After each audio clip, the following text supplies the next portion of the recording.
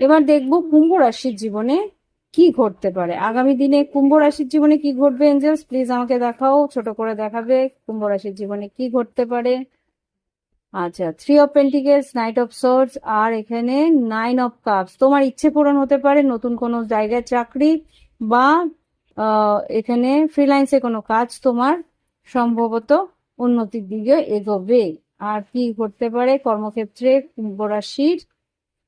High priestess, 9 of pentacles, আর এখানে wheel of Fortune, queen of pentacles. খুব সম্ভবত যদি বিজনেস করে থাকো তাহলে নিজস্ব বিজনেস যদি থাকে সেখানে উন্নতি আছে। যদি তুমি অকাল্ট সায়েন্স বা কোনো রকম ভাবে টর্চ কার্ড রিডার হয়ে থাকো বা হিলার, রেকি হিলার হয়ে থাকো, তাহলে কিন্তু তোমার আর্থিকভাবে তুমি বেশ উন্নতির দিকে এগোতে পারবে। যদি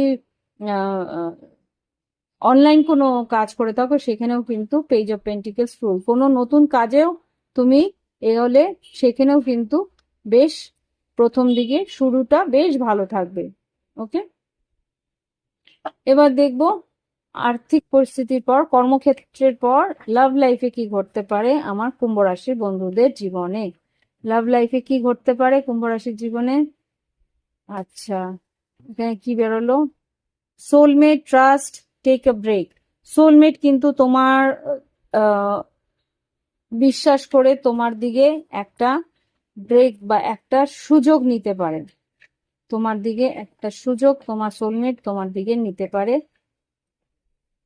সোল কন্ট্রাক্ট, একটা নতুন করে সোল কন্ট্রাক্ট, তোমার নাথিং টু ওয়ারি অ্যাবাউট, চিন্তার কোনো কারণ নেই। সেই মানুষটা কিন্তু তোমার দিকে এগিয়ে আসতে পারে, রিচ আউট তোমার দিকে এগিয়ে আসতে পারে। ইয়েস, তোমার সত্যি ভালোবাসা কিন্তু তোমার দিকে এগিয়ে আসতে পারে। ইয়েস, সুন।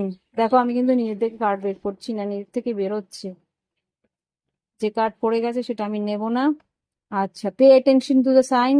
যা সাইন আছে, এই মানুষটা যদি এফোর্ট দিতে চায় তাহলে কিন্তু এই মানুষটার দিকে কি করা উচিত এঞ্জেলস, কি করা উচিত?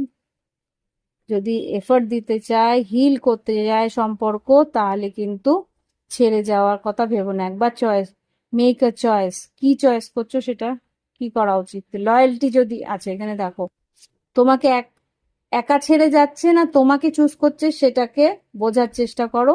আর এখানে লয়্যালটি দেখাচ্ছে না, সেকেন্ড চান্স, সততা জন্য যদি এগিয়ে থাকে, সেকেন্ড চান্স যদি চেয়ে থাকে, আই থিঙ্ক তোমার তার প্রতি একটা সততা বা সেকেন্ড চান্স দেওয়া উচিত। এখানে যা দেখতে পাচ্ছি, লিভ ইন দ্য মোমেন্ট, খুব সম্ভবত সেই মানুষটা কিন্তু একটা সেকেন্ড চান্সের জন্য এগিয়ে আসতে চেষ্টা করছে। তো